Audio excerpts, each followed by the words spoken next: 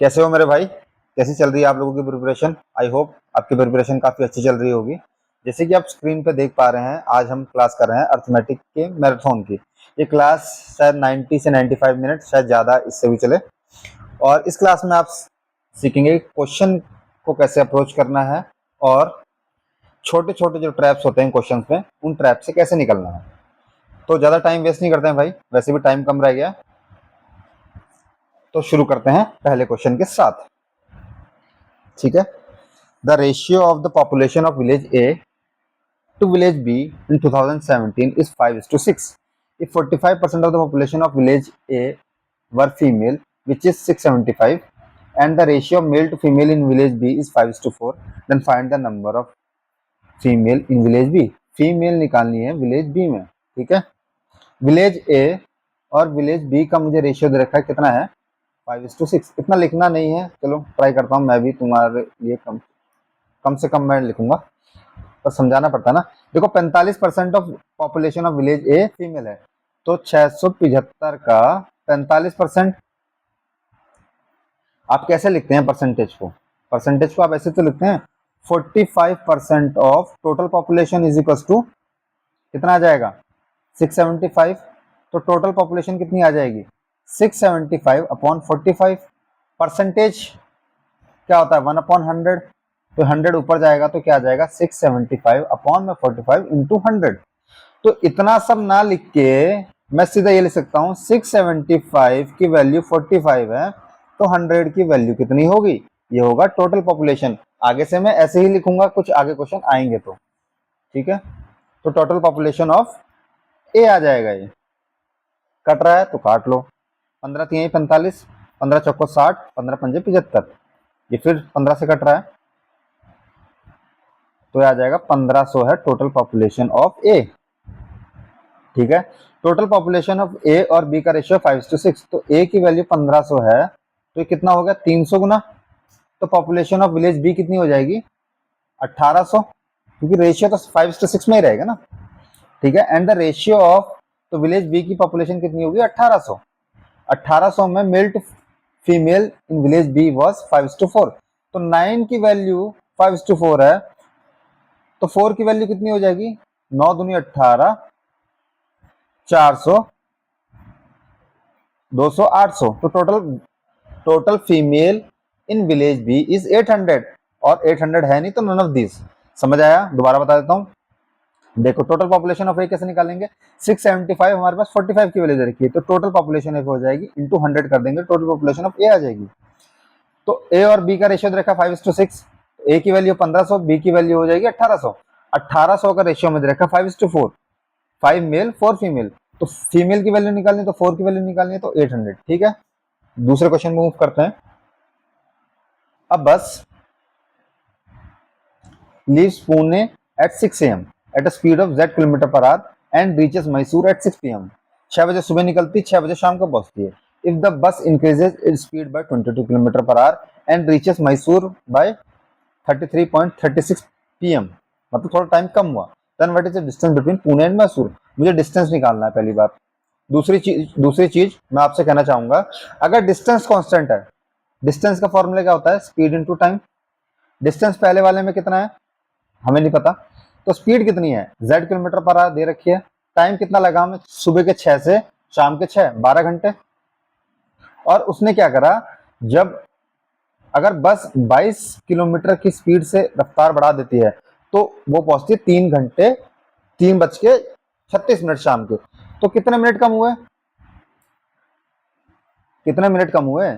6 से और 24 में कितना डिफरेंस हो गया? तो अगर 3:36 में 24 मिनट जोड़ दूंगा तो बच जाएंगे 4। 2 घंटे 24 मिनट उसको कम लगे। पहले कितने लग रहे थे? 12 घंटे। 12 घंटे में से 2 घंटे 24 मिनट कम लगे, तो कितना टाइम कम लगा? 36। 9 घंटे 36 मिनट है ना। यहाँ 11 घंटे मान लो, 11 घंटे 0 हो जाएगा। 11 में से 2 गया 9, और 60 मिनट में से 24 मिनट घटाया तो कितना आ जाएगा? अब 12 घंटे को हम 11 घंटे 60 मिनट भी तो लिख सकते हैं। तो 11 घंटे में से 9 घंटे घटाया तो 2 घंटे घटाया तो 9 घंटे 60 मिनट में से 64 मिनट है, तो ये इतना हो जाएगा। 36 को आवर्स में कन्वर्ट कर लेंगे तो कितना आ जाएगा 0.6 आवर्स। तो 9 आवर प्लस 0.6 आवर तो कितना आ जाएगा 9.6 आवर। तो यहाँ लगा दो, टाइम कितना लगा उसको टोटल 9.6 आवर। ठीक है, ये आ जाएगा 0। 12 से काटेंगे 12 8 जा 96, 4 2 से काटेंगे 4, 2 से काटेंगे 5, तो 5z is equal to 4z plus 88। 22 से मल्टीप्लाई हुआ, z की वैल्यू आ गई 88। हमने क्या निकालना है, then what is the distance between Pune and Mysore. तो 88 क्या आ गई स्पीड, 12 घंटे लग रहे हैं, तो कितना आ जाएगा 12 को 88 से मल्टीप्लाई करेंगे तो 12 8 जा 96, 12 8 जा 96, 96 में 10 जोड़ेंगे तो कितना आ जाएगा 106, पर हम 9 जोड़ रहे हैं 1056 किलोमीटर। 1056 ऑप्शन में है, बिल्कुल है। एक क्वेश्चन एक ऑप्शन में टिक मारो और आगे बढ़ो, समझ आया होगा। हमने इसमें क्या करा, डिस्टेंस कांस्टेंट रखा, उसने खुद ही बोल रखा है कि सेम डिस्टेंस पुणे से मैसूर उतने में जा रहा है, बस की स्पीड हमने 22 किलोमीटर पर आवर बढ़ा दी। तो ये समझ आया होगा आपको। चीजें जो मैंने यहाँ आपको 12 घंटे और 11 घंटे बताया, सब बहुत ज्यादा वो नहीं था, हार्ड नहीं था, बट अच्छा क्वेश्चन था, थोड़ा ट्रिकी था, ट्रिकी तो नहीं कह सकते। There are 4 friends namely M N O P, they divided an amount 1575 such that the amount obtained by n is rupees 150 more than that of m. The amount obtained by o is 6/5 of the amount obtained by n, and the amount obtained by p is 120 less than that of m. Find the amount obtained by o. तो चार दोस्त हैं m n o p। पहले मैं आपको बोल रहा हूँ कि ये रेशियो का मामला सुलटाइए, क्योंकि अगर देखो एम ओ एन और ओ का मेरे पास रेशियो आ गया, फिर n से m जोड़ रखा है और p से m जोड़ रखा है, तो अगर मैं रेशियो इस हिसाब से ले लूं तो कोई दिक्कत नहीं होनी थी। The amount obtained by o is 6/5 of the amount obtained by n। मैं n का मान लेता हूं कि उसने 5 लिया है, तो o का कितना आ जाएगा 6/5 इंटू 5 है, तो 6 से आ जाएगा। ये आपके समझाने के लिए मैंने लिखा, ठीक है, 6 से 5 है। और इसने क्या बोला था, the amount obtained by n is rupees 150 more than that of m। n ने 150 ज्यादा अमाउंट लिया है, तो m का अमाउंट कितना आ जाएगा 150 कम, यही तो बात हुई। और ये क्या बोल रखा था, and the amount obtained by n and the amount obtained by p is rupees 120 less than that of m। तो जो p ने जो अमाउंट रिसीव किया है ना, वो m से भी 120 रुपए कम है, यही तो अमाउंट रिसीव करेगा p। तो p कितना अमाउंट रिसीव करेगा 5m माइनस 270, 5m माइनस 270, ठीक है। और इन चारों का सम कितना है 1575। अब इनको जोड़ लो, 5 5 10 5 15 21 है, माइनस में 150 और 270 कितना आ जाएगा 150 150 300 300 प्लस 120 420 है ना, इज इक्वल टू 1575। तो 21 इज इक्वल टू 1575 प्लस 420, ठीक है। तो ए की वैल्यू कितनी आ जाएगी 1575 प्लस 420 अपॉन में 21, दोनों जगह अपॉन में 21, ये 21 से कट रहा था 420 मैंने वो देख लिया था। तो इसकी वैल्यू कितनी आ जाएगी 20, और इसकी वैल्यू कितनी आ जाएगी 1575 डिवाइडेड बाई 21, 7 से काट लें, 15 दूनी 7 दूनी 14, 7 दूनी 14, 7 पंजे 35, और 3 से काटेंगे 7 3 21, 75, इसकी वैल्यू आ रही 75। तो ए की वैल्यू कितनी आ गई 75 प्लस 20 कितना हो जाएगा 95। मुझे क्या निकालना था, find the value obtained by O. तो ओ की वैल्यू है 6 है, 6 इंटू 95 कितना आ जाएगा 6 पंजे 30, 9 6 54, 54 प्लस 3 57, तो 570 हो जाएगा, है ना। मेथड इजी था, सवाल समझ आया होगा आप लोगों को भाई, कुछ ऐसा नहीं था कि जो समझने लायक, बस कैलकुलेटिव था, उसके अलावा तो ऐसा कुछ था नहीं।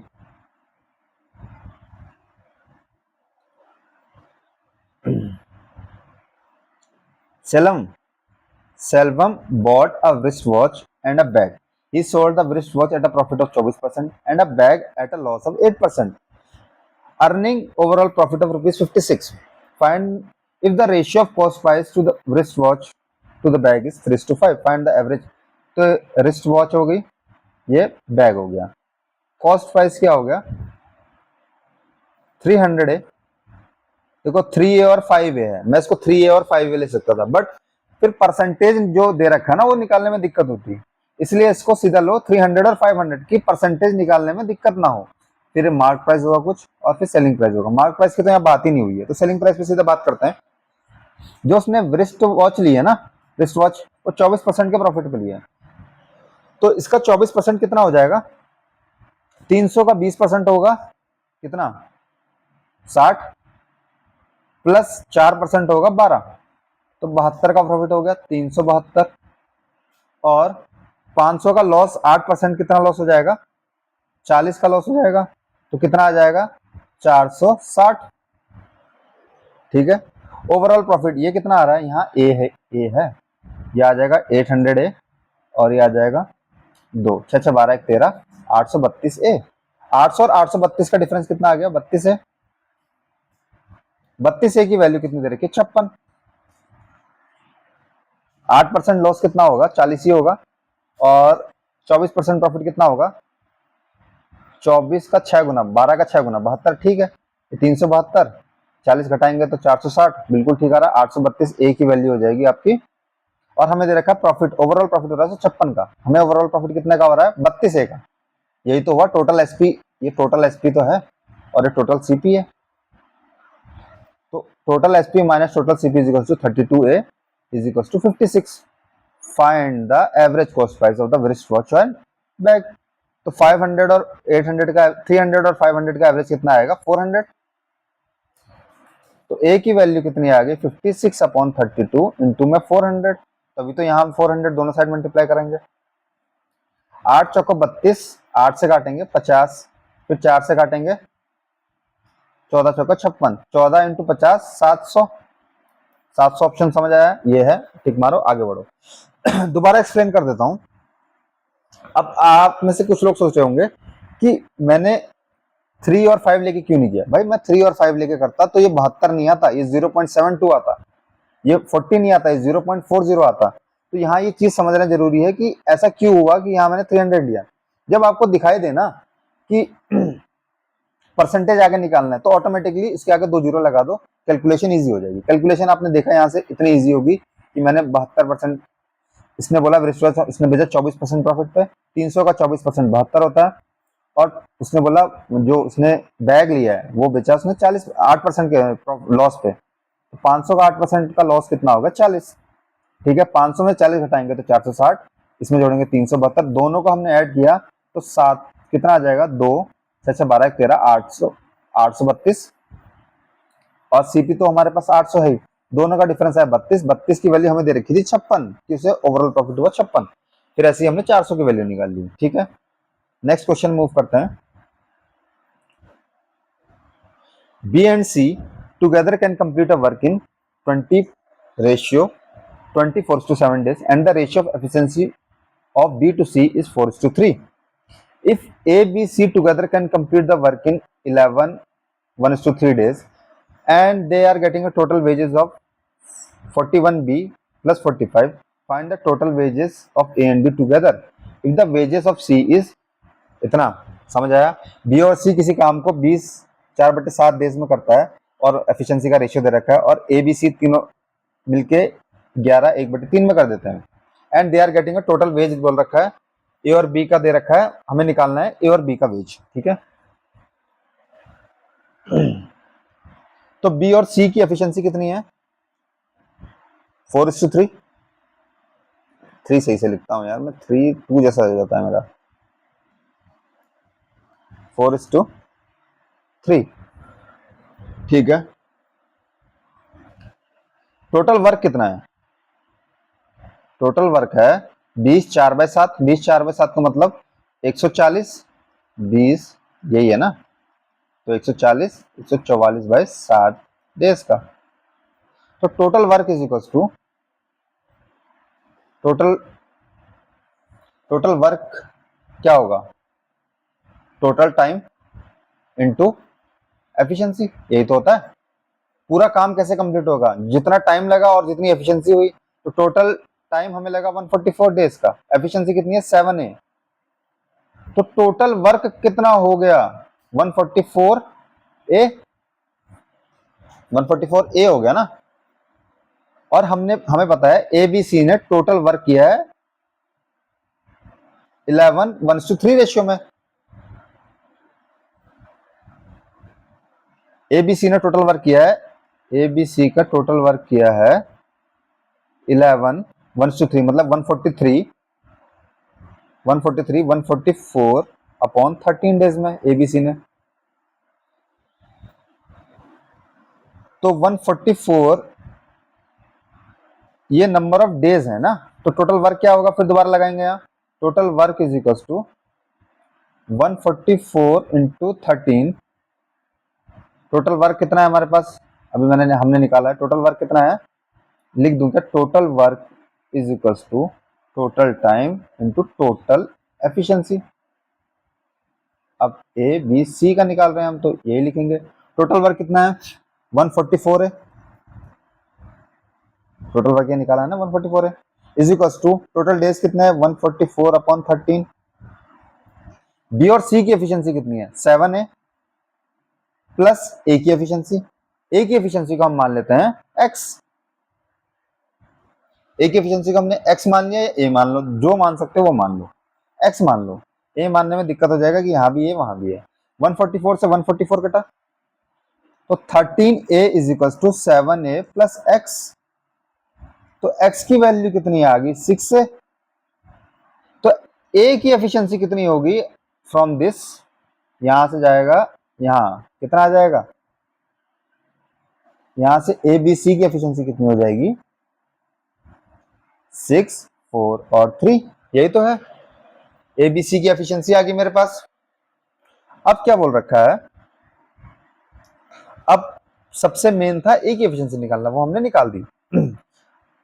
And they are getting a total wage of 41B plus 45. Find the total wage of A and B together if C wage is, अगर C का वेज कितना है 10B माइनस में 30 अपॉन में टोटल वेज कितना है 41B plus 45 is equal to C की efficiency कितनी है 3।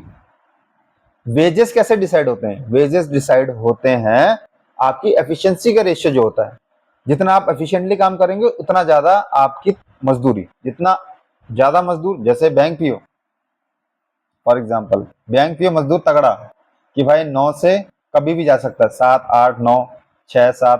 क्लर्क एफिशिएंसी थोड़ा कम, वैसे नहीं कि क्लर्क को डिग्रेड कर रहा हूँ, बट नॉर्मल सेंस में यही है कि क्लर्क का टाइमिंग है 5 बजे के बाद उसको आप नहीं रोक सकते, ऑफिसर की ऐसी कोई टाइमिंग नहीं है, तो कितने बजे भी 7, 8, 9, मार्च में तो 8:30, 9 बजते हैं रूरल में, अब शहर का तो आप लगा ही सकते हैं साहब। एफिशिएंसी कितनी होगी, टोटल एफिशिएंसी कितनी होगी 13, समझ आया। अब मल्टीप्लाई करते हैं, 13 इंटू 10 कितना हो जाएगा, इसको पहले जाएंगे, 13 इंटू 10 130B माइनस में 390 इज इक्वल टू 123, 120 और 3 123B प्लस 90 135, यही तो आएगा। 123B को हम LHS में ले जाएंगे तो बचेगा कितना 7B, 390 प्लस 135 जोड़ेंगे तो कितना आएगा 5, 9, 10, 11, 12,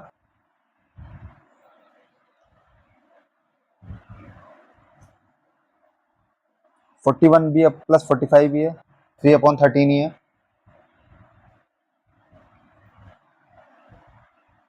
10B माइनस 30 है ना, 10B माइनस 30 यही तो है, तो ये मल्टीप्लाई तो गलत नहीं हुआ, 130B माइनस 390, 120 और 3 123 सही है, प्लस में 135 बिल्कुल ठीक है अभी तक तो, 123 इधर जाएगा LHS में तो 7B बनेगा, अरे यार स्पेस थोड़ा कम हो गया इन क्वेश्चंस के लिए। 7B is equal to 5, 9, 10, 11, 12, 3, 4 5 525। B की वैल्यू कितनी आ जाएगी? 7 7 जा 49, 49 35। बी की वैल्यू आ गई 75। अच्छा, टोटल वेजेस कितने हैं मेरे पास? टोटल वेजेस कितने हैं? 41 इंटू 75 प्लस 45, ये टोटल वेजेस हैं। माइनस में सी के वेजेस कितने हैं? इसको यहीं लिखते हैं, इसको बाद में देख लेंगे, कोई नहीं, यहाँ मैं मिटा दूंगा। कहाँ लिखे भाई, छोटा क्वेश्चन पड़ गया उसके हिसाब से,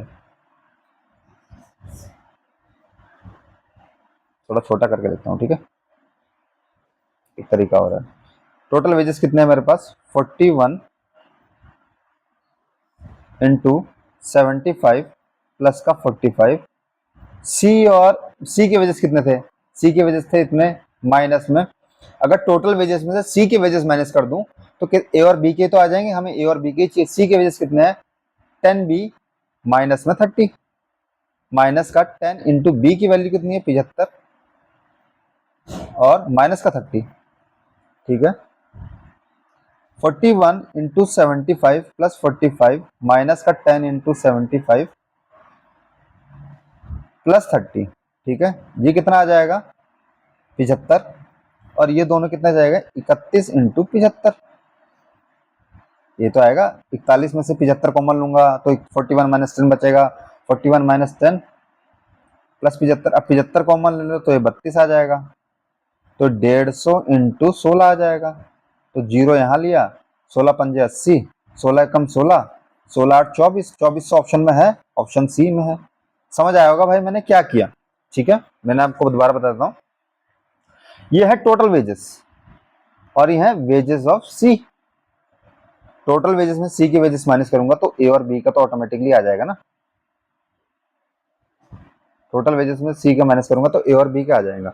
बस आपको नॉर्मल जो टाइम एंड वर्क है उसको याद रखना है कि टाइम एंड वर्क नॉर्मल क्या है कि total time is equals to total work into efficiency. मैंने वही लगाया 2 बार और आंसर आ गया।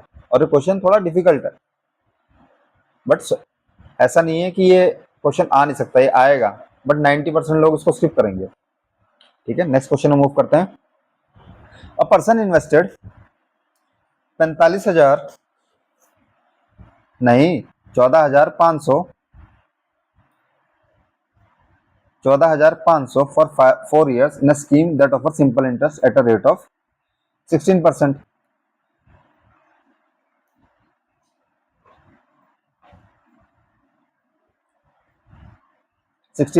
per annum. After 4 years, he invested the amount received from simple interest in another scheme that offer compound interest at a rate of 20% for 3 years. Find the approximate, इसको याद रखना, और मैं approximate ही निकालता क्योंकि ऑप्शन देखो काफी दूर दूर है। Total interest earn by the person from the 2 schemes. पहले उसने क्या करा, 14,500 को सिंपल इंटरेस्ट पे लगाया 4 साल के लिए 16% पे, तो 14,500 का, सही से लिखना है, 14,500 का 4 साल का 16% का इंटरेस्ट कितना हो जाएगा? देखो सिंपल इंटरेस्ट में सीधा है, टाइम को रेट ऑफ इंटरेस्ट से मल्टीप्लाई कर दो, तो 14 इंटू 16 32%, 32 का दुगना 64%, 64 बट्टे में 100, ठीक है। ये आ जाएगा मेरे पास इंटरेस्ट। ये कितना आ रहा है? 0 से 0 काटूंगा, है ना। अगर मैं इसको 0 से 0 काटूं तो 2 यहां दे दूं तो कितना आ जाएगा? 29, 64 का 32 इंटू 2 भी तो लिख सकता हूं, तो 28, 14 में 28 और ये 10, 29 इंटू 32, फिर 2 इसको दे दो, 290 इंटू 32 कर लो, या फिर 2 इसको दे दो, जो आपकी मंजूरी। मेरे हिसाब से तो 29 देना, 2 देना इसको इजी है, 2 इंटू 16 कर दो इसको, तो 0, 9 दूनी 18, 2 दूनी 4, 580 इंटू 16, इसको आप मल्टीप्लाई करेंगे, 0 64 128, 12 पंजे 60, 16 पंजे 80, 80 9280। कैसे किया? मैंने बस ब्रेक करा इसको, या फिर 145 को 4 इंटू 16 भी तो कर सकता हूँ, 0 से 0 तो कट गया, 0 नहीं है, तो 5 को 20, 56, 57, 58 इंटू 16 कितना आ जाएगा? 0 16 इंटू 8 कितना होता है 128, 8 लिखा 12 कैरी। 16 इंटू 5 80, 80 और 12 92, 92 80 आ रहा है, ये भी हो सकता है एक तरीका। 92 80 आ गया आपके पास। 92 80 क्या है? 92 80 आपका इंटरेस्ट अर्न सिंपल वाला 16% वाला, ठीक है, ये याद रखना 92 80। और वो क्या कह रहा है फिर, जो after 4 years he invested the amount, amount मतलब क्या होता है, प्रिंसिपल प्लस इंटरेस्ट, दोनों को इन्वेस्ट कर दिया उसने, कितना 14,500 प्लस 9280, तो 80 तो यहाँ आ गया, 5 2 7, 14 और 9 23, ठीक है। 23,700 को 20% 3 साल के लिए, 20% 3 साल के लिए कितना इंटरेस्ट होता है? देखो 20% कंपाउंडिंग में 20% 2 साल के लिए होता है 44%, 44% प्लस 20%, 44 इंटू 20 अपॉन में 100, तो आ जाएगा 64% प्लस 4.4, नहीं ये वो भी तो है, दो भी तो है, तो 8.8, 64 प्लस 8.8 कितना हो गया 72.8% इफेक्टिव। ये कैसे निकाला मैंने? कंपाउंडिंग हमेशा फॉर्मूला लगता है A plus B upon A B by 100। तो 44% पे कैसे पहुंचा मैं? 20% प्लस 20% प्लस 20 इंटू 20 बट्टे में 100, ये 40 और यहाँ से 4 आ जाएगा तो 44% हो जाएगा, ठीक है। तो इफेक्टिव परसेंटेज आ रहा है 72.8%, 23,780 का 72.8%। अब दो तरीके हैं, एक तो इसका 75% निकाल लो और उसमें से 3% या 2.5% के आसपास माइनस कर दो। आपको देखा उसने क्या पूछा है? सिर्फ इंटरेस्ट पूछा है, तो इंटरेस्ट तो ये कभी हो ही नहीं सकता। इंटरेस्ट 38,000 कैसे पहुंच जाएगा यार, जब प्रिंसिपल ही हमारा 23,780 है, उसमें 23,000 में मैं 10,000 और जोड़ लूं। अगर ये 100% होता, दिमाग थोड़ा सा खोल के, 23,780 हमारा प्रिंसिपल है, अगर मैं बोल रहा हूँ 72 नहीं है 100 होता, तब भी कितना प्रिंसिपल आता? 23,780 आता ना इंटरेस्ट, उसमें 10,000 और जोड़ लो, कितना आ जाएगा? 33,000 आ जाएगा। ये तो 38,000 ऑप्शन है, 38,000 तो कभी हो ही नहीं सकता, 44,000 भी कभी नहीं हो सकता, तो दो ऑप्शन तो सीधा एलिमिनेट हो जाएंगे देखते ही। पर 23,780 का मैं आपको बताऊंगा, इसको इसका 70% निकालो, 72%, 75 निकालना बहुत दिक्कत है, इसका 70% निकालो। 23,780 का 70%, 70% मतलब 7 से मल्टीप्लाई कर दो, ये 0 से 0 कटा, ये 0 से 0 कटा, 7 8 जा 56, 7 7 जा 49, 44, 7 ये 21, 21 और 4 25, 7 दूनी 14, 15 16, 16,546 प्लस समथिंग आएगा, और समथिंग बहुत ज्यादा नहीं है, 2% है, 2% मतलब 250-300 के आसपास। 16,000 इंटरेस्ट यहां से हो गया 16,546 और 9,280, तो कितना आएगा 6 8 4 12, 5 2 7 1 8, 16 9 25, 25,826 में 500 समथिंग और जोड़ना है, तो 26,000 समथिंग आ रहा है ऑप्शन। 26,000 सिर्फ एक ही ऑप्शन है, समझ आया भाई? जब हमें उसने खुद ही अपने आप मुंह खोल के बोल दिया कि अप्रोक्सीमेट, और ऊपर से दो ऑप्शन इतने अपसर्ड दे दिए, तो ऐसा तो होना ही था कि बिल्कुल अप्रोक्सीमेशन करके मैंने निकाल दिया। देखो मैंने 70% निकाला, अगर मैं 2.8% और निकालू, इतना टाइम तो पेपर में है नहीं कि भाई 2.8% और निकालें, बट अगर ये बोलता कि बिल्कुल एग्जैक्ट वैल्यू और ऑप्शन बहुत पास होते हैं, मैं 72.8 भी निकालता, फिर 70 निकालता, 2% निकालता, 0.8 निकालता, है ना, या 73 निकाल के 0.2 माइनस कर देता। तो ये चीजें हैं, ये चीजें आप यूज करनी है आपको, स्पेशली कंपाउंड इंटरेस्ट का ये वाला फॉर्मूला तो बिल्कुल रट लो, एक ही फॉर्मूला है कंपाउंड इंटरेस्ट में, ये वाला रट लोगे बस काम बन जाएगा। The radius of a cylinder water tank is twice the radius of a cone, तो रेडियस ऑफ सिलेंडर कितना है? Twice the radius of cone, ये कोन है। The volume and the radius of a cone is 63616 and 12 metre respectively. The height of a cylinder is, तो पहले हम इस cylinder की हाइट बोल रखा है 2/3 है of the height of cone, पहले हाइट ऑफ कोन निकाल लेते हैं। वॉल्यूम ऑफ सिलेंडर कितना होता है? 6336 is equals to 1/3 pi R square into H, H मुझे निकालना है।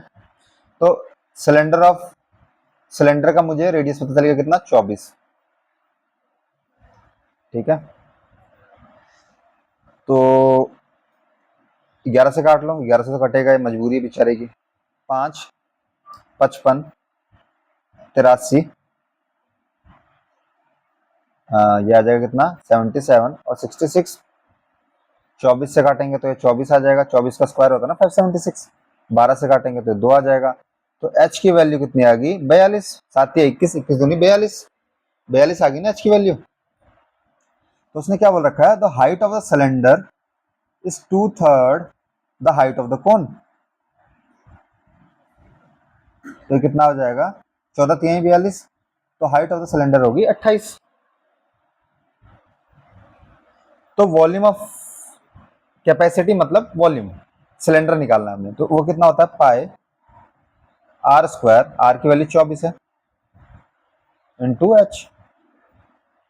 ये काटेंगे 7 चौका 28, इसकी वैल्यू कितनी होगी 576 इंटू 8 इंटू 11। तो लास्ट में 8 आएगा, अगर ऑप्शन नहीं होता तो अच्छा 2 में 8 है, मैं 2 डिजिट से कर सकता हूँ, पर चलो मल्टीप्लाई करते हैं। 8 से 48, 7 8 56 60, 8 5 40 46। तो 4 6 0 8 को 8 से 11 से मल्टीप्लाई करने की सिंपल ट्रिक होती है, लास्ट में 2 8 आएंगे, लास्ट में 2 8 यही है। 8 8 6 10 50688 मीटर क्यूब।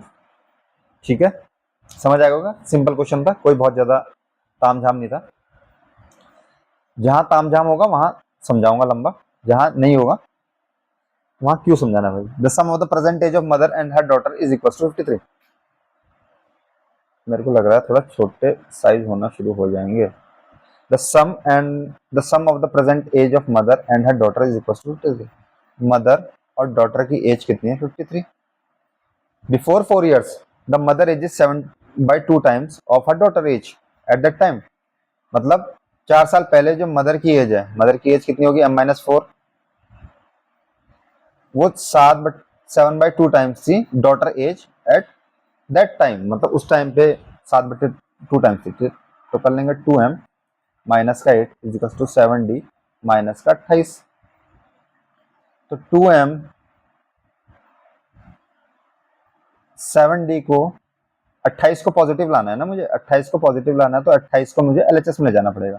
तो 28 को मैं एलएचएस में ले जाऊंगा तो कितना बचेगा, 20, 8 माइनस हो जाएगा 7d माइनस का 2m। इस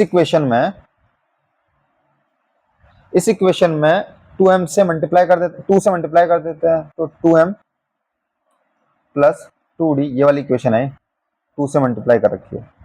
2m प्लस 2d 106, 53 दूनी 106, ऐड कर देंगे, एडिंग, तो ये तो 2m से 2m कट जाएगा, तो 9d is equal to 126। d की वैल्यू कितनी हो जाएगी, 9 1 9, 9 4 36। ठीक है, find her daughter age after 6 years, तो 20 साल की हो जाएगी डॉटर। 14 प्रेजेंट एज इसकी 14 है, हमने प्रेजेंट एज मानी थी ना md, तो 14 प्लस 6 20। नेक्स्ट क्वेश्चन, ये क्या है भाई, a train travel a distance of 420 km.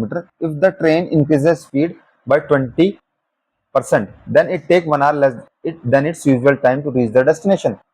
If the train decreases its speed by 20%, then how many hours will it travel to cover the distance of 504 km? तो एक चीज मैं आपको बताना चाहूंगा, एक फॉर्मूला होता है, शॉर्ट ट्रिक कह सकते हैं इसे आप। जब आपको दिखाई दे कि डिस्टेंस इक्वल है, मतलब और स्पीड कंपेयर कर रहा है, या स्पीड कंपेयर नहीं भी कर रहा है, डिस्टेंस इक्वल है, तो जो फॉर्मूला होता है, distance is equal to product of speed upon difference of speed. Short trick में मैं सिर्फ ये फॉर्मूला याद करने के लिए बोलता हूं, इनटू डिफरेंस इन टाइम। अब इससे देखना आप कितनी जल्दी आ जाएगा। ट्रेन ट्रेवल, हम स्पीड को मान लेते हैं, देखो 20% इंक्रीज हुई है, 20% इंक्रीज होने का मतलब 1/5, 5 की वैल्यू 6 हुई है, तो मैं बोलता हूँ 5 है और 6 है, यह है ओरिजिनल स्पीड, यह है न्यू स्पीड। ओरिजिनल स्पीड 5 होगी और न्यू स्पीड होगी 6 है, ठीक है। और डिस्टेंस कितना दे रखा है 420, 420 is equal to original speed कितनी है, प्रोडक्ट ऑफ स्पीड 5 है इंटू 6 है, डिफरेंस ऑफ स्पीड 6 से माइनस 5 है ए, डिफरेंस इन टाइम 1 आवर, ठीक है। ए से ए कटा, 6 पंजे 30 होता है, 30 से 0 कटा, ये कटा इससे 12 टाइम, 12 टाइम नहीं 14 टाइम, 14 थी 42, तो ए की वैल्यू कितनी होगी मेरे पास 14। अब वो बोल रहा है जो ओरिजिनल स्पीड थी ना, ओरिजिनल स्पीड कितनी होगी, ए की वैल्यू 14, तो 5 इंटू 14 वो कितना आ जाएगा 70।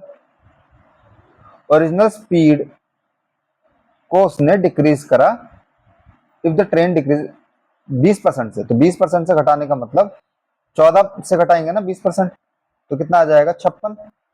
अब जो न्यू स्पीड निकल के आई है वो 56, 56 time is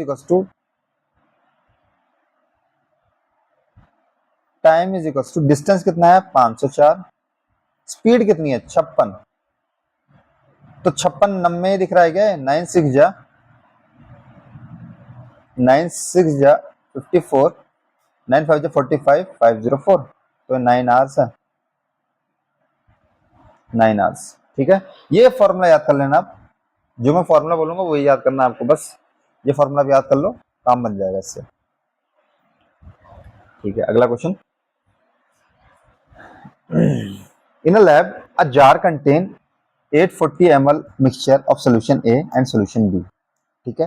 if 11 in the ratio 11:10, if 105 ml of mixture is taken out from the jar and x ml of both solution A and B is added to the remaining mixture of the jar, then the respective ratio of the amount ratio of solution A to solution B become 13:12, find the total quantity, ठीक है। उसने बोला 840 है, ratio क्या दे रखा है ए और B का, टोटल कितना बोला उसने 840 है, ए और बी का रेशियो दे रखा है 21, 21 की वैल्यू कितनी दे रखी है 840, एक की वैल्यू कितनी आ जाएगी, एक की वैल्यू आ जाएगी 4, 40 गुना, तो ये 400 गुना हो जाएगा, बी की क्वांटिटी कितनी हो जाएगी 400 और इसकी हो जाएगी 440। उसने बोला फिर रेशियो, तो जब हम किसी चीज से लिक्विड, एक जार है मेरे पास, उसमें से मैं कुछ चीजें निकालूंगा ना, तो वो भी इसी रेशियो में निकलेगी जो रेशियो पहले मिक्सचर का था। मतलब मान लीजिए जार है एक, उसमें मिल्क और वाटर का रेशियो 4:5 है, मैंने कुछ बाहर निकाला उसमें से, ठीक है, तो जो मैं बाहर क्वांटिटी रह जाएगी ना वो भी 4:5 रेशियो में होगी, और जो अंदर जार की क्वांटिटी रह जाएगी वो भी 4:5 रेशियो में होगी, ठीक है।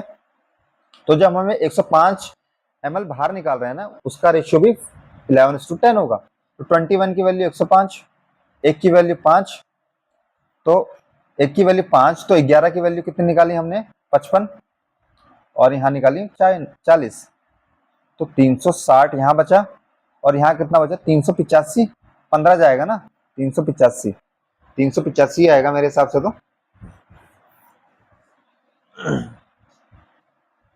ठीक है। 385 में 55 जोड़ेंगे तो कितना हो जाएगा 440, ठीक है। उसमें इन्होंने x क्वांटिटी ये ऐड करा, x क्वांटिटी ये ऐड करा, उसके बाद जो मिक्सचर बचा ना वो 13:12 का बचा। एक चीज पेन चेंज करके बताऊंगा, अब जब सेम चीज ऐड हो रही है ना, तो difference between A and be constant होना चाहिए। यहाँ डिफरेंस कितना आ रहा है 1 यूनिट का, यहाँ डिफरेंस कितने आ रहा है 25 यूनिट का या 35 यूनिट का, 25 यूनिट का डिफरेंस आ रहा है, तो डिफरेंस तो सेम होना चाहिए, मतलब नीचे 25 से मल्टीप्लाई कर दूं। अब डिफरेंस मल्टीप्लाई करने के लिए तो ऊपर भी तो 25 से मल्टीप्लाई करना पड़ेगा। यहाँ जब सेम चीज ऐड कर रहे हैं, जैसे हम यहाँ x ऐड कर रहे हैं, ए में भी x ऐड कर रहे हैं, बी में भी x ऐड कर रहे हैं, तो उससे क्या होगा, जो डिफरेंस है डिफरेंस तो सेम रहना चाहिए ना ऊपर इन चीजों का, 385 और 360 का। यहाँ डिफरेंस कितना आ रहा है 25 का, जो फाइनल आउटपुट आ रहा है उसमें 25 का डिफरेंस आ रहा है। उसको 25 का करने के लिए हमको 25 से मल्टीप्लाई करना पड़ेगा। और हमसे क्या पूछा है, what is the total quantity of both solution A and B added in the jar, मुझे x की वैल्यू पूछी है, ठीक है। तो टोटल वैल्यू कितनी होगी, ये थी 840, उनसे 105 निकाल दिया, 105 निकल गया तो 735 टोटल वैल्यू होगी, और 15 × 25 है टोटल वैल्यू मेरे पास, 25 पंजे 125, 25 से कम 25, 12, 25 और 12, 25 पंजे 125, 25 से कम 25, 25 और 12 आ जाएगा 375, 375, 375 तो नहीं आना चाहिए। 385, 60, 80, 25 तो आ रहा है। 25 कुछ गड़बड़ करिएगा, यहाँ ज्यादा आनी चाहिए ना वैल्यू, एक्स की वैल्यू तभी तो घटेगी।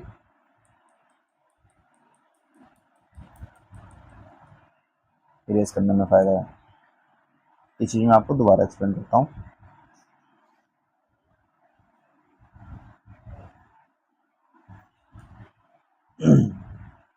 कितना निकाल रहे हैं? 105, एक की वैल्यू 5 है।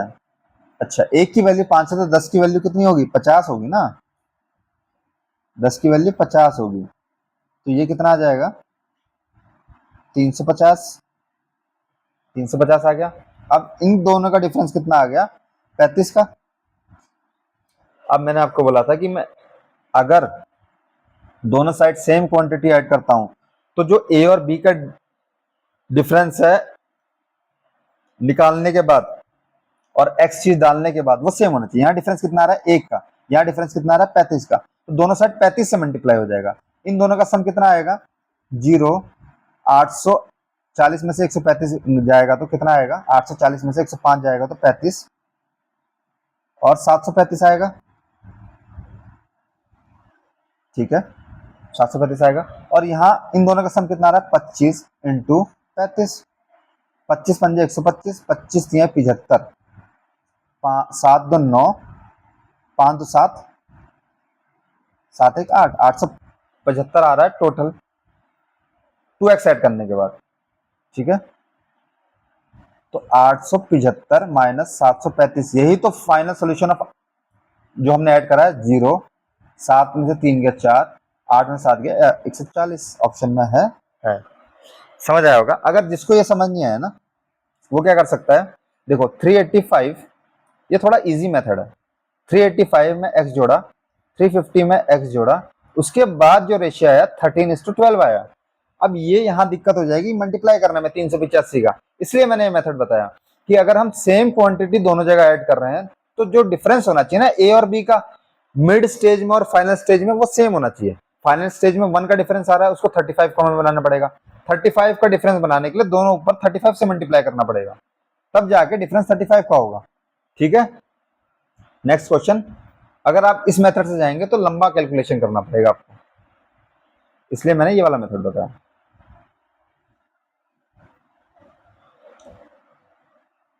Rafale invested a sum of 12,000 plus x and 14,000 plus x at 10% per annum and 20% per annum respectively at compounded interest for 2 years. If the total interest received from both the sum is 10,630, then find the value of x. Simple सा question है। अब इसमें ना आप P R वो वाला मत लगाना जो amount is equals to P1 plus R, ये वाला फॉर्मूला नहीं लगाना इसमें। इसमें मैं आपको अभी मैंने आपको एक फॉर्मूला बताया था, मैंने कहा था कंपाउंड इंटरेस्ट में वही काम आएगा, a plus b plus a b upon 100। ये फॉर्मूला 2 बार लगा दो। 10 साल का पहले इंटरेस्ट कितना आ रहा है? 10,630, ये टोटल इंटरेस्ट इनका 12,000 प्लस एक्स। 10 साल का कंपाउंडिंग 2 साल में कितना आएगा? 21%। ये फॉर्मूला लगा के आएगा, आप लगा लेना, याद होगा मोस्टली लोगों को। 14,000 का प्लस एक्स का कितना आएगा? 20 साल का 2 साल पे 44%। अब एक तरीका यह है 10,630 का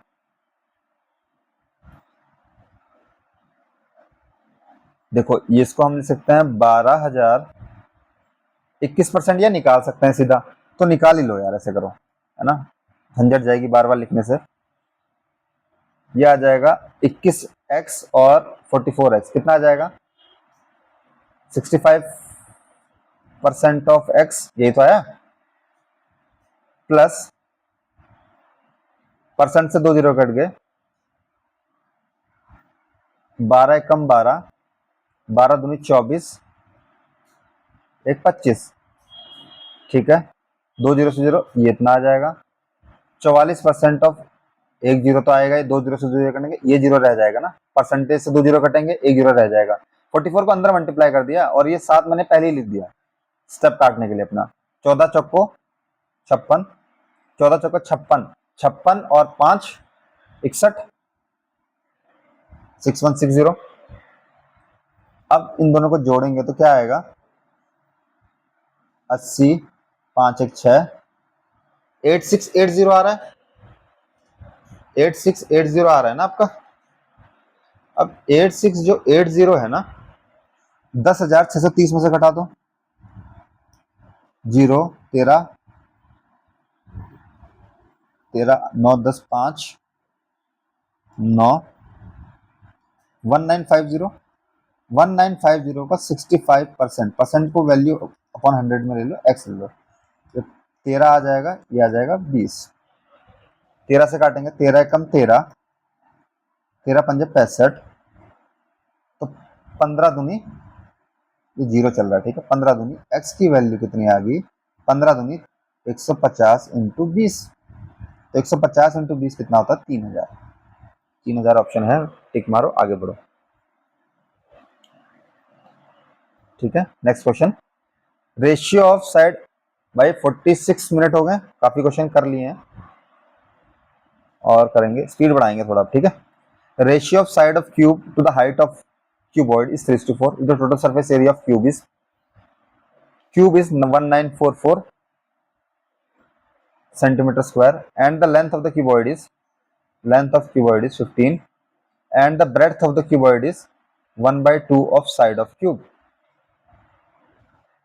ठीक है,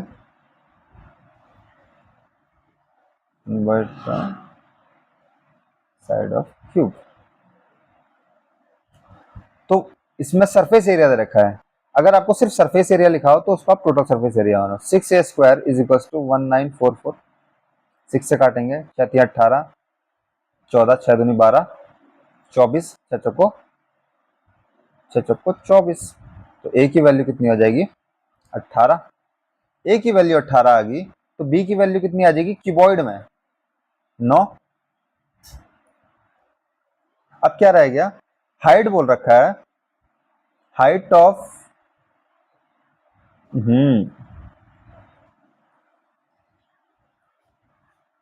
साइड ऑफ क्यूब और हाइट ऑफ क्यूबॉइड, वो कितने रेशियो में, 3:4। ए की वैल्यू कितनी है, 18, तो 6 गुना है, तो ये आ जाएगा कितना, 24। हाइट कितनी आ जाएगी, 24। Find the volume of cuboid, 24 into 15 into 9, volume of cuboid. जो सीधे सीधे क्वेश्चन होंगे, सीधे सीधे करते रहेंगे। 30 इंटू 12, 30 इंटू 12 360 इंटू 9, 0 9 6 जो 54, 9 3 27, 27 3240, 3240 ऑप्शन में है। इसको मैंने ब्रेक कर दिया 12 और 2 में, ठीक है। बाकी समझ आ गया वो, कुछ वैसा है नहीं, हाइट दे रखी है, बस रिलेशन बिल्ड कर रखे हैं अलग अलग। अब motor boat run 22.5 kilometre 15 minutes upstream. The ratio of speed of motorboat in still water to the speed of stream is इतना। How long motorboat takes to cover distance of 16.5 kilometre in downstream? तो ठीक है, speed of motorboat still water, अच्छा upstream की speed कितनी आ जाएगी, इन दोनों का डिफरेंस आ जाएगा, speed of motorboat minus speed of stream, वही तो होता है अपस्ट्रीम, तो 3 है, ये कितना है 22.5, distance is equal to speed into time लगा रहा हूँ, ठीक है। स्पीड मेरी 3 है, आगे कहाँ से आई, यहाँ से आई, और टाइम कितना है 50 मिनट। इसको आवर्स में कन्वर्ट कर लो, 0 से 0 कट गया, 3 से कट गया 2 बार, इसको 2 से मल्टीप्लाई करेंगे 44 45 अपॉन में 5a, तो a की वैल्यू कितनी आ गई, 9 आ गई, सिंपल सा है। अब क्या बोल रहा है, अब मुझे डाउन स्ट्रीम पूछा है, कवर करेगा कितना टाइम में, तो टाइम इज इक्वल टू कितना, डिस्टेंस अपॉन में स्पीड। स्पीड कितना होता है, ए की वैल्यू 9 है, तो डाउन स्ट्रीम में स्पीड होगी 4 + 1 5, 5 इंटू ए की वैल्यू 9, ये ले लो अपॉन में 1/10, ये कितने में आएगा, ये टाइम जो आएगा आर में आएगा, क्योंकि सब किलोमीटर पर आर में चल रहा है, ठीक है।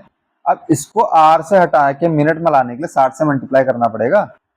ये इससे कटा कटा, 5 से काटेंगे, 5 3 15, 5 3 15, तो 33/9, 3 से काटेंगे 11, 3, ये आ जाएगा 22 मिनट। कुछ ऐसा क्वेश्चन नहीं है, पर प्री में आ सकते हैं ये क्वेश्चन, ऐसा कुछ नहीं है। P and Q invested some amount in the business in the ratio 5:3. If X% of the total profit, ठीक है, if X% of total profit goes to charity, then Q's profit share is 12,690, while X plus 2% goes to charity, then Q's profit share is, तो वही बोल रखा है, P और Q ने कोई ऑर्गेनाइजेशन खोली है, वो बिजनेस नहीं करते हैं, और उनका जो शेयर है P और Q का वो 5:3 है, तो प्रॉफिट भी 5:3 में बटेगा, ठीक है। ये तो आपको नॉर्मल पता होगा, बट वो X% हमेशा चैरिटी में डोनेट कर देते हैं। जब X% टोटल प्रॉफिट, देखो ऐसा है, मेरे को कुछ प्रॉफिट मिला, पहले मैं X% डोनेट करूंगा, उसके बाद उसका 5/3 करूंगा, समझ आया, P का निकालूंगा।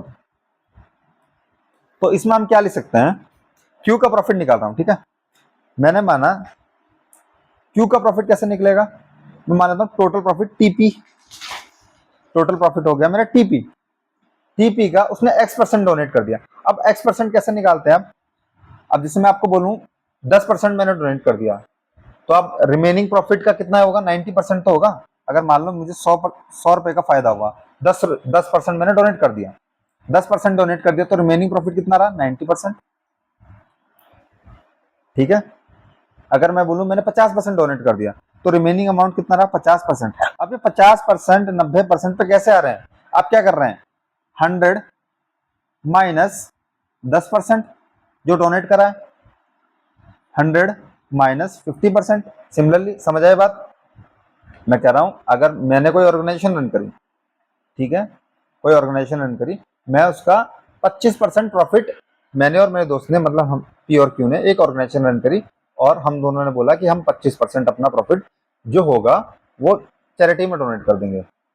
तो 25% प्रॉफिट हमने चैरिटी में डोनेट कर दिया, तो हमारा कितना शेयर रहा P और Q का, तो हमारा शेयर हो गया 75%। अब 75% पे कैसे आए, 100 माइनस 25, तो यहाँ X% का चैरिटी में डोनेट कर रहे हैं, तो क्या होगा, 100 माइनस X%, 100%, यही तो होगा। और इसको थोड़ा और अच्छे से लिखने के लिए हम लिखते हैं इसको total profit into 100 minus X upon में 100। जो रिमेनिंग प्रॉफिट है, ये क्या है, रिमेनिंग प्रॉफिट आफ्टर चैरिटी, यही होगा रिमेनिंग प्रॉफिट आफ्टर चैरिटी, ठीक है। ये रिमेनिंग प्रॉफिट है, उसमें से P और Q का, मैं Q का शेयर निकाल रहा हूं, ठीक है। उसमें Q का शेयर कितना होगा, Q का शेयर है 3, कितने में से, 8 में से, ये तो हुआ, Q का शेयर 3 है 8 में से, और Q का प्रॉफिट कितना हो रहा है, 12,690, यही तो करा है, बस और कुछ तो नहीं किया है। टोटल प्रॉफिट जितना था उसका X% निकालने के बाद ये प्रॉफिट बचा, और उसमें जो Q का शेयर होगा 3/8 होगा, क्योंकि टोटल प्रॉफिट मान लेते हैं यहाँ 8 हो रहा है, मान के लेते हैं 8 ही हो रहा है। जो 8 के टुकड़े होंगे 5 P को मिलेगा, 3 8 को मिलेगा, तो 3 Q को मिला और 8 टोटल हो गए। सिमिलरली फिर टोटल प्रॉफिट कितना हो गया TP, अब चैरिटी में कितना कर रहा है, X plus 10, X plus 2, तो ये ऐसे आ जाएगा, ये 3/8, और ये डिफरेंस कितना आ रहा है 12,420। अब इस इक्वेशन को आप खोलोगे ना, तो इस इक्वेशन को खोलने के बाद क्या आएगा, ये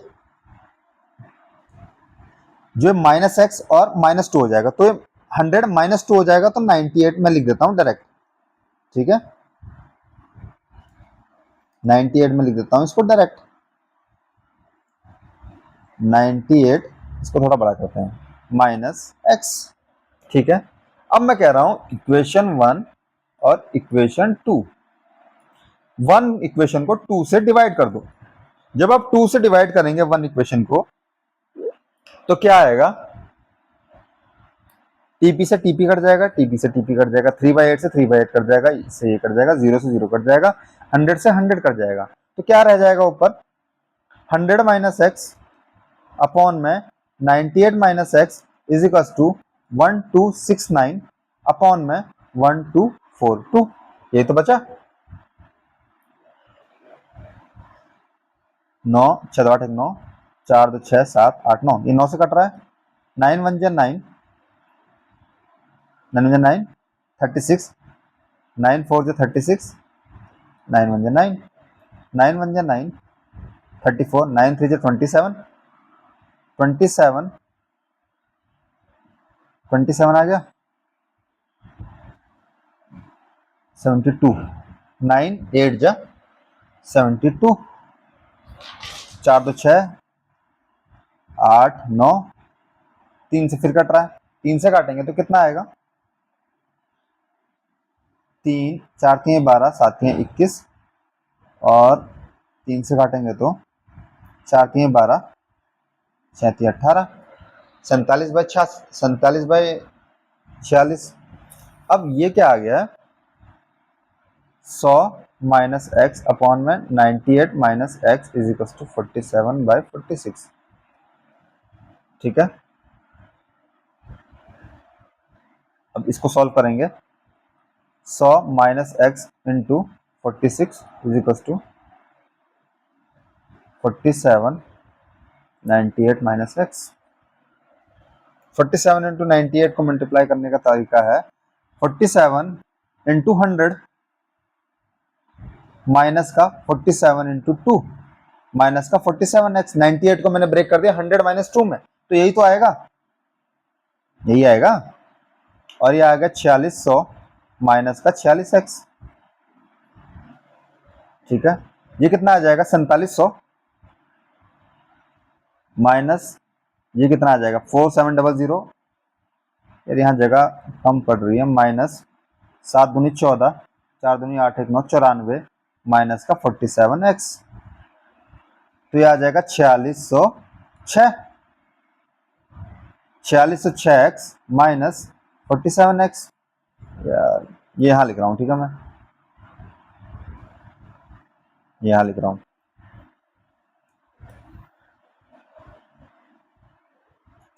ये आ जाएगा तो 4600 minus 46x is equal to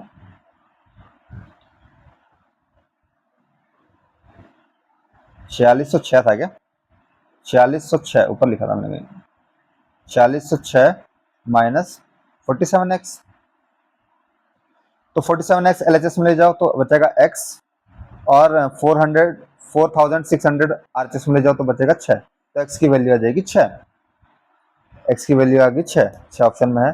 भाई समझ आया होगा, ये चीज बहुत तगड़ी है, ये चीज जिसने समझ ली इसका काम हो जाएगा। ये बड़ा बड़ा लिखना पड़ा, कैलकुलेशन मैंने छोटे में करी है, और ये क्वेश्चन आ सकते हैं भाई, ये मेंस में भी आ सकते हैं, ये प्री में भी आ सकते हैं, ऐसा नहीं है कि मैं बस अपने उसके लिए करवा रहा हूँ, है ना। P is an inlet pipe, Q is an outlet pipe. P and Q takes 8 hours and 18 hours respectively to fill the empty tank. Find the time required to fill the tank when both the pipes are opened alternatively. Start with P.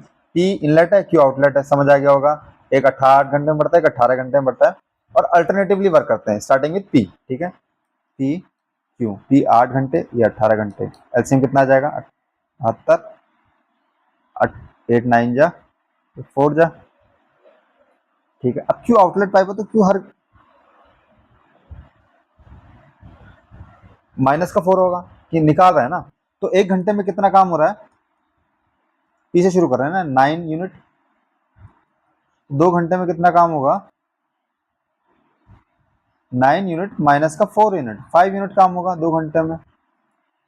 2 hours में 5 unit काम हो रहा है, मुझे total काम कराना है 72 घंटे, 72 घंटे काम नहीं करा सकते आप, तो मैं बताता हूँ क्यों। सीधा 72 से 5 को डिवाइड ना कर देना भाई, अगर मैं 12 घंटे करूं तो कितना काम हो जाएगा 60 यूनिट, तो जगह है भी, तो 13 से मल्टीप्लाई करूं तो कितना काम हो जाएगा, 65 यूनिट काम हो जाएगा। रिमेनिंग काम कितना रहेगा, 65, 13 भी यहां मल्टीप्लाई करूंगा तो 26 घंटे, 26 घंटे में 65 यूनिट काम हो गया। अब 65 यूनिट के बाद सिर्फ 9 काम करेगा ना। अभी तो हमें सिर्फ कंप्लीट करना है, ये थोड़ा ना कि अगर कंप्लीट हो गया तो फिर दोबारा निकलवाएंगे पानी, नहीं, 65 यूनिट काम हमारे पास कंप्लीट हो चुका है। उसके बाद अब तो सिर्फ इनलेट पाइप भरेगा ना और उसको फिल कर देगा पूरा।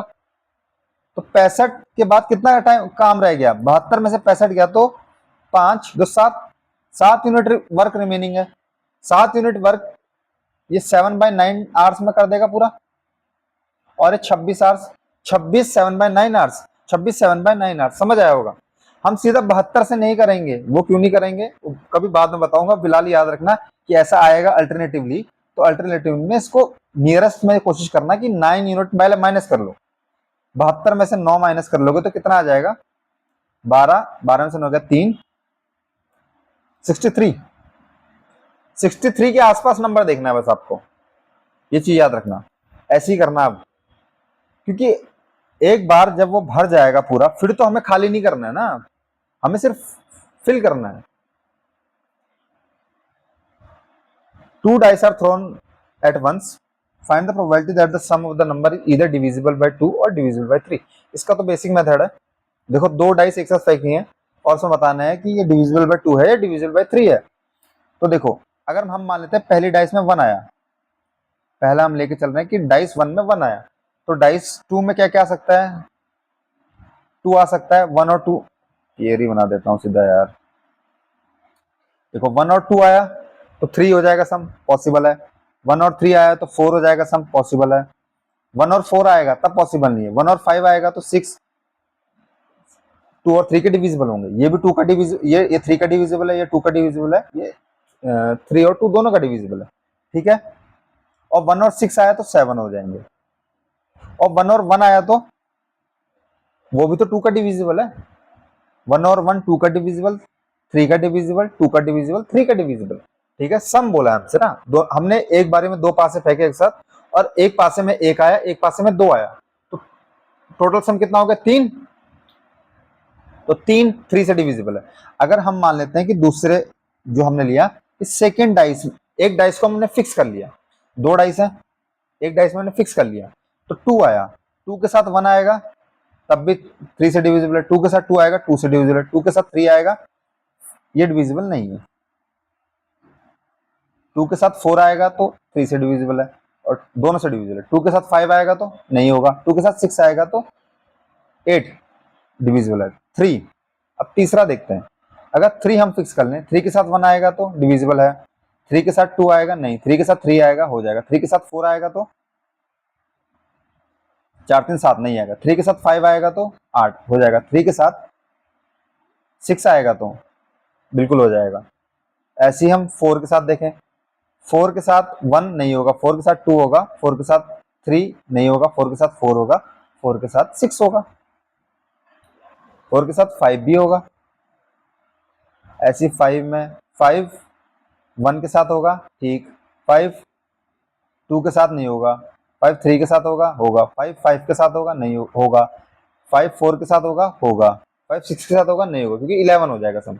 ऐसे ही 6 का देखिए, 6 अगर आया 1 आया तो नहीं होगा, 6 और 2 आएगा, 6 और 3 आ जाएगा, 6 और 4 आ जाएगा, 6 और 5 नहीं आएगा, 6 और 6 आ जाएगा। तो इस एक जब हमने 1 फिक्स करा तो कितने पॉसिबिलिटी 1 4 4 4 4 4 और 1 2 3 4, यहाँ भी 4, तो 4 4 8 4 12 4 16 4 20 4 24 24। अगर हम डाइस 2 डाइस फेंकते हैं तो कितने प्रोडक्ट पॉसिबल होते हैं, वो होते हैं 36, तो 12 दूनी 24, 12 3 36, 2/3 is the correct answer, answer ही नहीं है नन ऑफ दिस।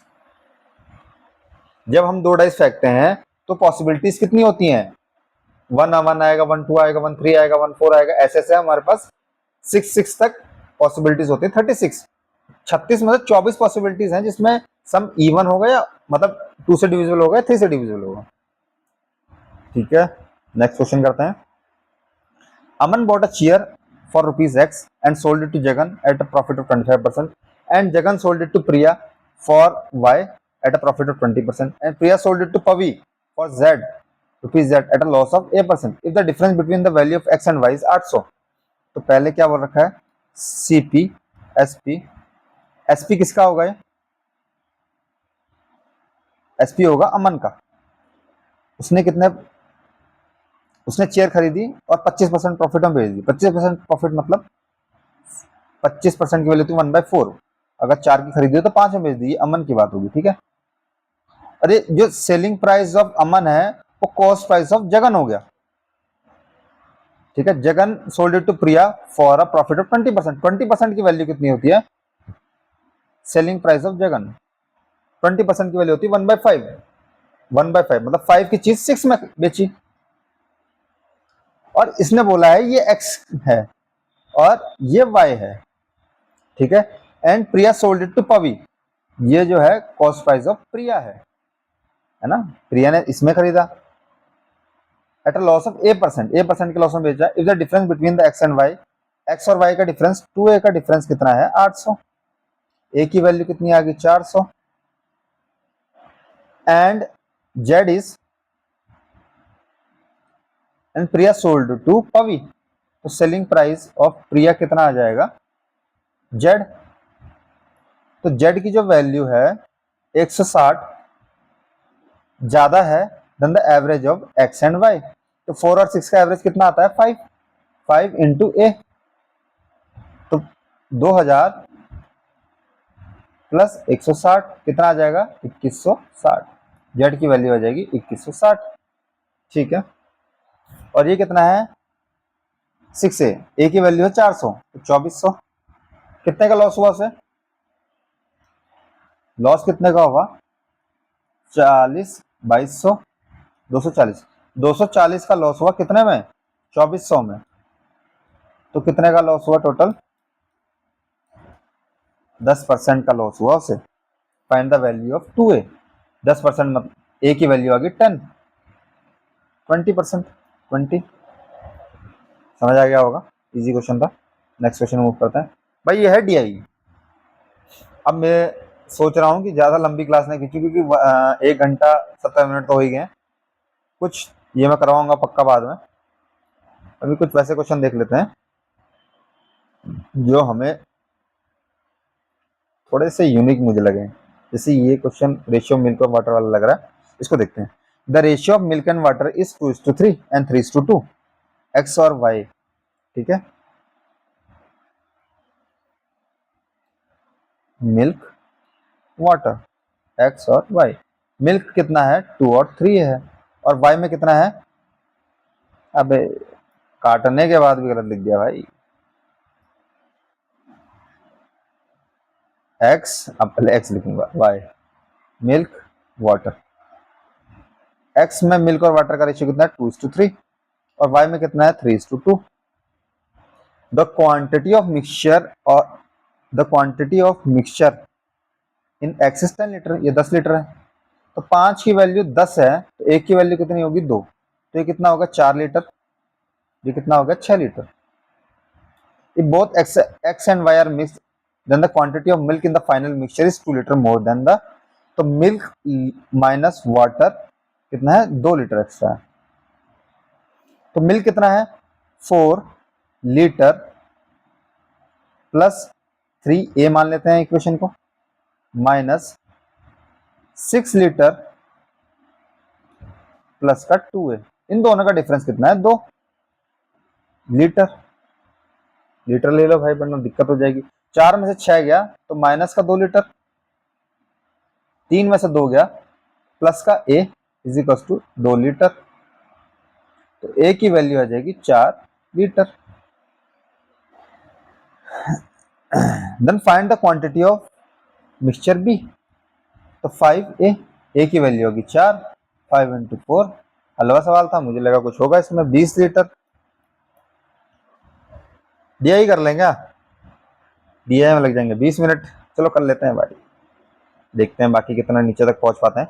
बाकी क्वेश्चन तो बहुत है भाई, क्वेश्चन तो भरपूर हैं, ये कर लेंगे, ये वाले थोड़ा स्टेटमेंट वाले मुझे बताने में थोड़ा मजा आता है इन चीजों में।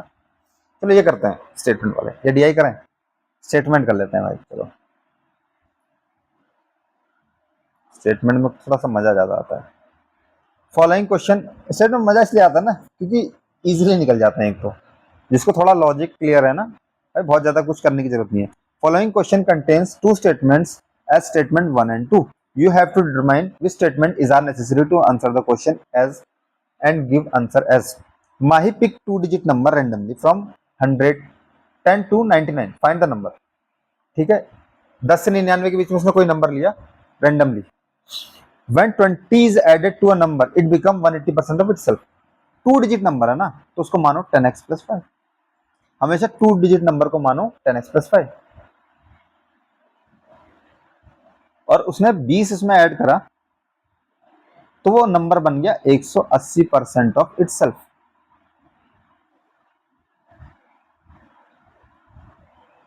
ठीक है, ये इससे घटा, ये आ जाएगा 9, ये आ जाएगा 5। 5 को मैं एलएचएस में ले जाऊं तो कितना आ जाएगा 50x plus 5y plus 100 is equal to 90x plus 9y। अब 100 को इधर ही रहने दो, तो 100 is equal to 90x minus 50x is equal to 40x, 5y minus 9y minus 5y is equal to 4y। अब 4 बाहर ले लो, 100 में से 4 बाहर ले लिया तो कितना नंबर आ गया 10x प्लस वाई। 4 नीचे ले लेंगे तो 25, 10x प्लस वाई की वैल्यू 25 है। मैंने नंबर क्या एज्यूम करा था शुरू में 10x प्लस वाई। तो only statement 1 is sufficient to answer the question. 1 तो है, तो जहां आपको दिख रहा है कि 1 नहीं है या 1 और 2 बोथ है जरूरी है, तो वो तो गलत कर दो अभी से, बिना झिझक के वो गलत कर दो। तो ये तो गलत हो गया, 2 अलोन इज सफिशिएंट, 1 भी है, ये भी गलत, ये भी गलत। अब इधर और पहला और सी ऑप्शन रह गए, या फिर ए से निकल सकता है या सी से निकल सकता है या फिर सिर्फ बी से निकल सकता है। ठीक है, 2 डिजिट नंबर, जो 2 डिजिट नंबर है मल्टीपल है 5 का, and the difference between the unit digit and 10 digit is, unit digit and 10 digit is difference is 3। ठीक है, तो 2 डिजिट नंबर मल्टीपल ऑफ 5 कितना होगा 10, 15, 20, 25। यार ये तो लंबा हो जाएगा मेथड, और कोई तरीका देखें। 3 का डिफरेंस है, 3 का डिफरेंस है मतलब यूनिट डिजिट 0 होगी तभी काम बनेगा, या 5 होगी। तो यूनिट डिजिट 5 होगी तो 10th डिजिट कितनी हो जाएगी 3। ठीक है, क्योंकि देखो डिफरेंस 3 चाहिए और यूनिट डिजिट हमें 0 या 5 चाहिए, यही तो है सिंपल। और यूनिट डिजिट जब 5 होगी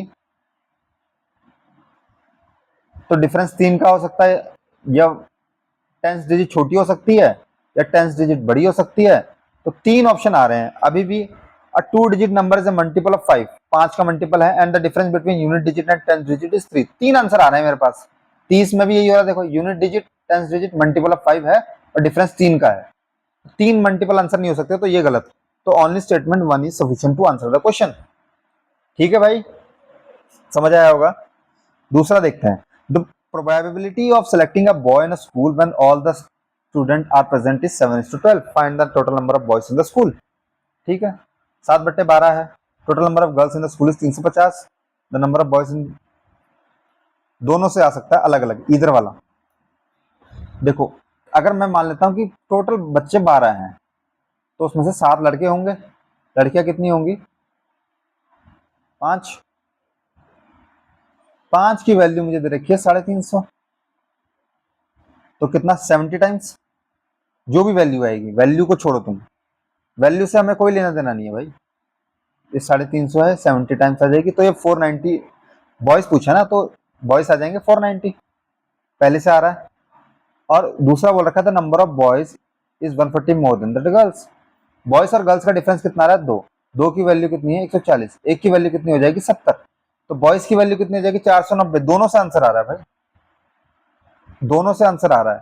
तो क्या आ जाएगा, ईदर स्टेटमेंट 1 अलोन और statement 2 alone is sufficient to answer the question. या स्टेटमेंट सिर्फ सिंगल से निकल जा रहा है, या सिंगल 1 से सिंगल स्टेटमेंट 2 से निकल जा रहा है, दोनों की जरूरत नहीं है। The sum of the cost price of an article is A and B is 2000। Article A is sold at 2% profit, find the selling price of article B. तो मुझे निकालना है selling price of article B. ये मेहनत करवाएगा question मुझे लग रहा है। Discount given on article A is 40 more than that of B. ठीक है, दूसरा क्या है, article is mark 20% of the cost price and article B is mark 25% of the cost price. भाई लग नहीं रहा कि किसी से आंसर आएगा। उसका रीजन है कि इतनी अननोन चीजें हैं ना इस क्वेश्चन में। अननोन चीजें देखो कितनी है हमारे पास, कुछ नहीं दे रखा है, बस एक चीज दे रखी है कि दोनों का जो सेलिंग प्राइस अगर मैं करने के ट्राई करूं। ठीक है यार, स्पेस चाहिए ना थोड़ा, स्पेस। ये क्वेश्चन नीचे आता था ना, यहाँ एक मेरे पास होता तो है शायद, न्यू नोट करके लिखने दे रहा है। गुड, जहाँ चाह वहां रहा वाली बात है भाई। ये चीज करना चाहो हो जाती है। अरे भाई ये चलाना भी, मैं चलाता नहीं इसको कभी ना। द कॉस्ट प्राइस ऑफ, देखो दो आर्टिकल है। अरे पेन तो ले लूं यार। दो आर्टिकल है, एक में है CP MP SP. The sum of the cost price of article A and B is 2000। तो अगर एक का मैं ए लूं, ये ए आर्टिकल है ठीक है, और इसका मैं ले रहा हूं 2000 माइनस है, तभी तो दोनों का सम 2000 आएगा। आर्टिकल ए सोल्ड कर रखा है, ए ना लो, इसको लो 100। और मैं आपको बता रहा हूं ना, इसका आंसर आने का नहीं है मुझे जितना लगता है, जितना देख के लग रहा है ना मुझे भाई। अब हो सकता है आ जाए यार, कुछ कट जाए लास्ट में तो अलग चीज है। अदरवाइज मैं स्पेकुलेट करता तो मैं इसका आंसर मार्क करता कैन नॉट बी डिटरमाइंड। मैंने एक 100 ए लिया। हे भगवान, बचा लो मुझे दुविधा से। चल जा भाई, ले कुछ तो ले ले।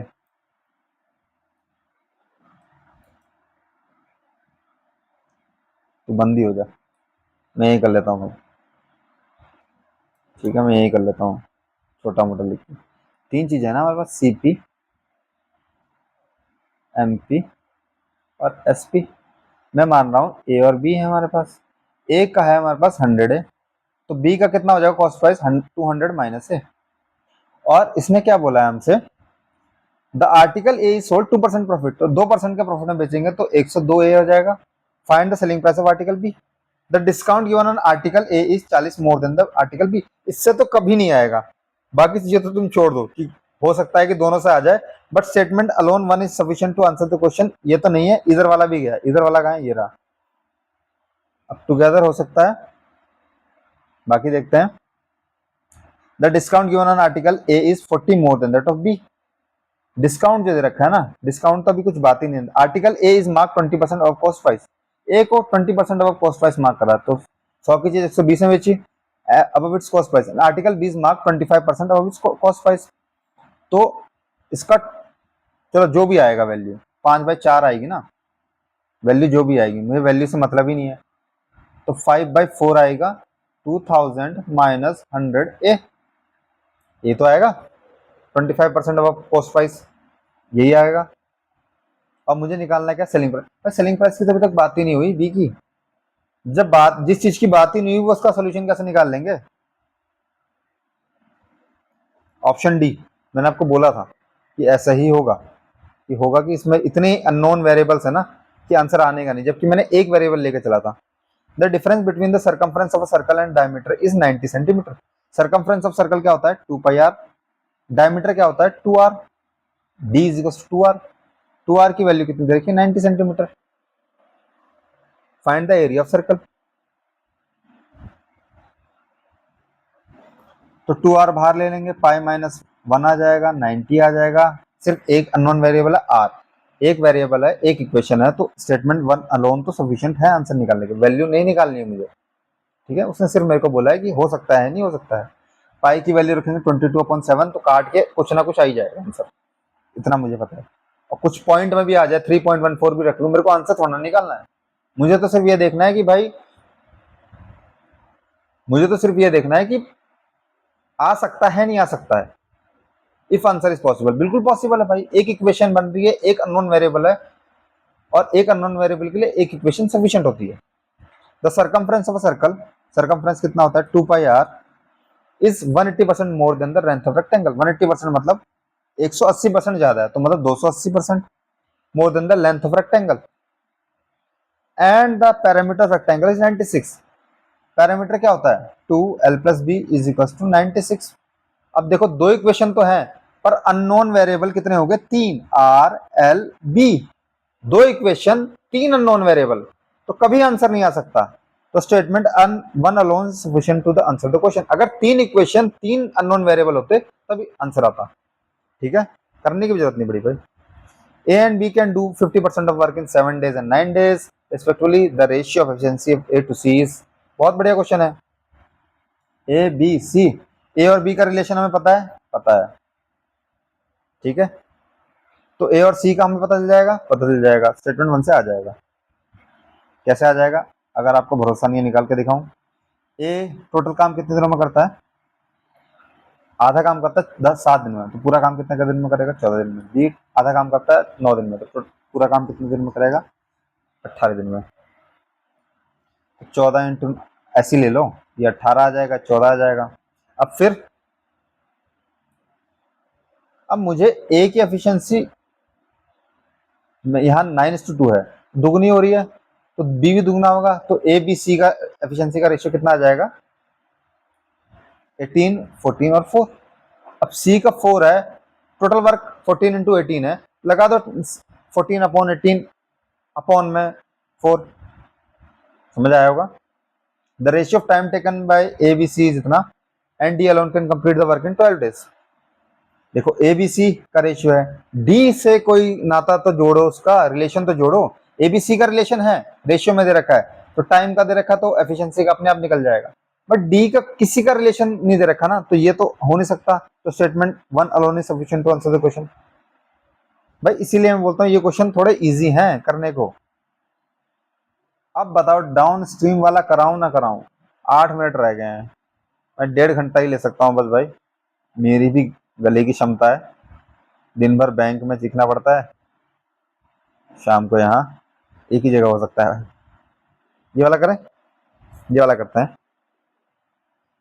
बाकी ये डीआई मैं कराऊंगा। अगर डीआई कब कराऊंगा पता, शायद मैं एक डीआई की क्लास लेकर आऊँ आपके आईबीपीएस पीओ से पहले, उससे पहले मैं डीआई कराऊंगा। A good train crosses a car which is moving at a speed of p km/h। Car move कर रही है p km/h in the same direction as a train in t second. ठीक है, the length of good train is 500 metre and its speed is p + 72 metre.